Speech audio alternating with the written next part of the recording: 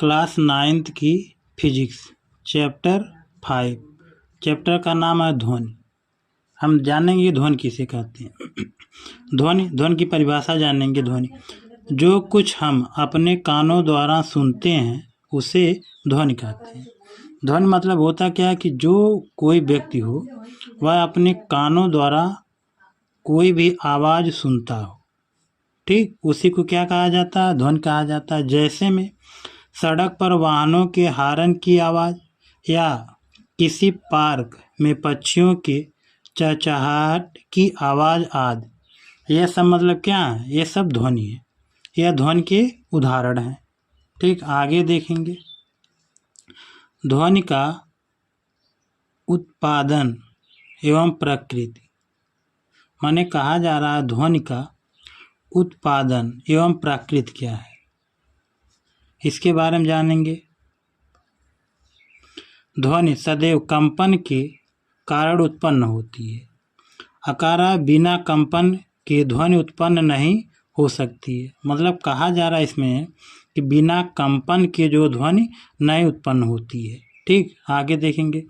ध्वनि ऊर्जा का एक प्ररूप है जिसके कानों में पड़ने से प्रत्येक प्राणी में कारण सुनने की संवेदना उत्पन्न होती है। माने कहा जा रहा है कि कोई भी व्यक्ति हो, उनके कानों तक आवाज़ अगर पहुंच रही है तो उस प्राणी के सुनने में की संवेदना उत्पन्न होती है। ठीक, ध्वनि तभी उत्पन्न होती है जब ध्वनि करा स्रोत कंपन अवस्था में होता है तथा यह तरंगों के रूप में माध्यम के चारों ओर फैल जाता है। जैसे कोई आवाज़ कब बोली जाती है तो वह माध्यम में मतलब क्या होता है? चारों तरफ तरंग के रूप में या तरंग के माध्यम में चारों तरफ क्या होती है? बिखर जाती है या फैल जाती है। आगे देखेंगे। ध्वनि का संचरण, माने कहा जा रहा ध्वनि का संचरण किसे कहते हैं? ध्वनि तरंगों के रूप में एक स्थान से दूसरे स्थान तक संचरित होती है। माने ध्वनि होता है कि ध्वनि एक माध्यम से एक स्थान से दूसरे स्थान तक क्या होती है? संचरित होती है, मतलब जाती है। आगे, इसके संचरण के लिए किसी भौतिक माध्यम की आवश्यकता होती है। माने इसको जानने के लिए मतलब भौतिक माध्यम की क्या होती है? आवश्यकता होती है।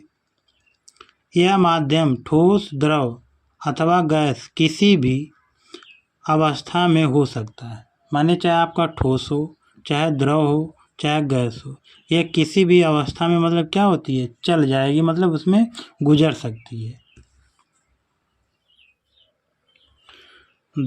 वायु में ध्वनि तरंगों का संचरण, मतलब कहा जा रहा है कि वायु में ध्वनि तरंगों का संचरण वायु में कैसे चलता है, देखेंगे।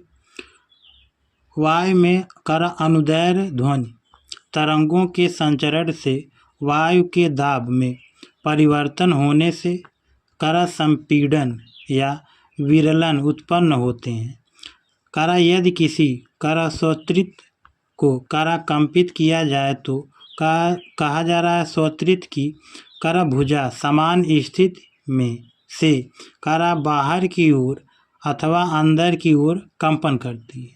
माने कह रहा है कि वायु में यह कैसे कंपन करता है, फिगर समझेंगे। वायु मान लीजिए यह संपीड़न बना दिया गया है, इसको कब कहीं पर हम लड़ाएंगे या पीटेंगे तो इनके अंदर भी ध्वनि उत्पन्न होती है और बाहर भी, दोनों साइड से यह ध्वनि क्या होती है? उत्पन्न होती है, या अंदर और बाहर निकलती है आवाज़। आगे इसमें देखेंगे। संपीड़न सी मान लिया गया, विरलन आर मान लिया गया, फिर संपीड़न सी मान लिया गया। तो इनको अगर हम पीट रहे हैं बीच में तो यहाँ इधर भी इस साइड में लेफ्ट में और राइट दोनों साइड में क्या ध्वनि उत्पन्न होती है। इसी ध्वनि को क्या कहा जाता है? तरंग दैर्घ्य कहा जाता है। इसी ध्वनि को क्या कहा जाता है? तरंग दैर्घ्य कहा जाता है। आगे देखेंगे।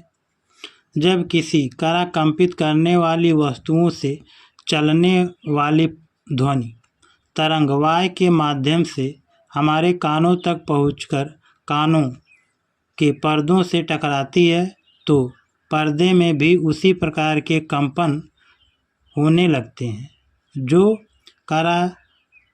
तंत्रिकाओं द्वारा, माने कहा जा रहा है कि तंत्रिकाओं द्वारा स्पंदन के रूप में हमारे दिमाग तक पहुँचते हैं और वे हमारे ध्वनि का अनुभव होता है।